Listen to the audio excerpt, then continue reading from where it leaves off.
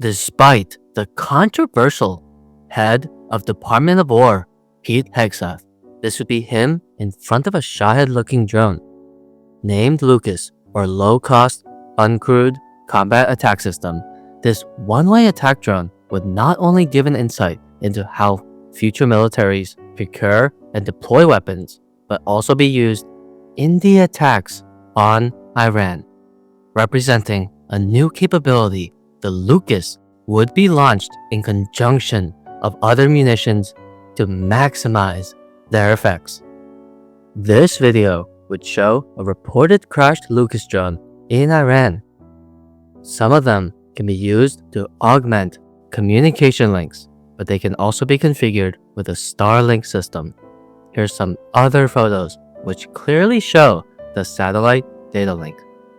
Reportedly, this Starlink edition would enable autonomous and swarm tactics, as the drone would be able to share sensor data with one another while keeping a human in the loop.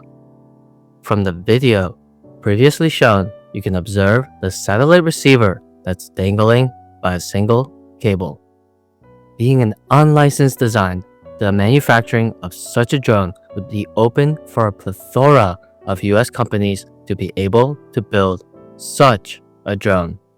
With a payload capacity of around 50 kilograms, this is what a similar sized ordnance would be able to inflict onto their targets. Despite being reverse engineered from Iran's Shahed drones, the US version would boast a few upgrades to its lethality. Improvements like swarming capabilities, with reportedly up to 100 drones able to connect in an ad hoc mesh network. Also, there would be an ability to fly low to evade radar, as well as be fitted with electronic packages to counter any jamming. The original Iranian Shaheds would be susceptible to GPS interference, but the Lucas would have a hardened signal link, as well as satellite communication.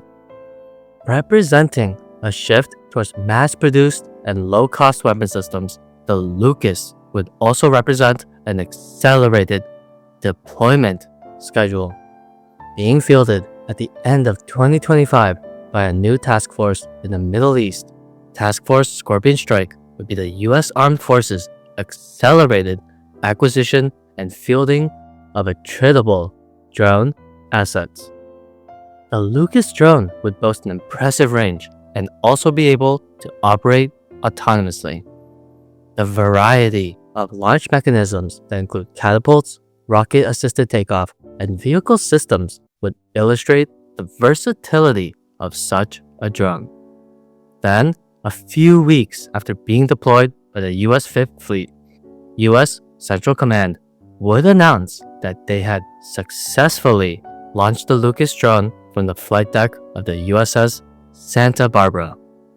Then, just a few months later, the drone would be used in attacks against Iran towards the end of February, with US CENTCOM Commander Admiral Brad Cooper in charge of the strikes.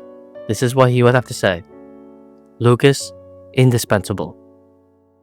And I don't think he's talking about that fateful group stage performance by the once formidable Tottenham Hotspurs. But I digress.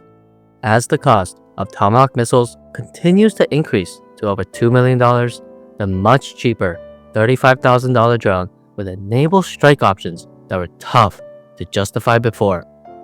The drone would be accurate enough to open up a wide variety of new missions for the commanders. The Tomahawks, of course, would be much superior in terms of warhead size, response time, and survivability, but cheaper weapons deployed in great numbers can leave the expensive, advanced missile systems to more strategic targets. With the rise of cheap drones being used to hit deep from the front lines, the drone wars have seemed to enter a new phase. Armed forces around the world are waking up to the reality of a new and cheap threat.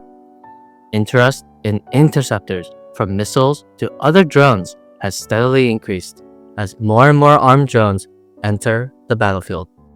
This would be the US response in trying to field a low-cost, long-range kamikaze drone, and we can already see some of the impacts in Iran. Thank you for taking the time to watch this quick breakdown on the Lucas drone and how it was developed. I plan to go over other UAS and counter-UAS systems, and you can enjoy my other videos on such military hardware here. Once again, I appreciate you watching until the very end. This was Drones in Depth by Plausible Deniability, and do not forget to have a phenomenal day.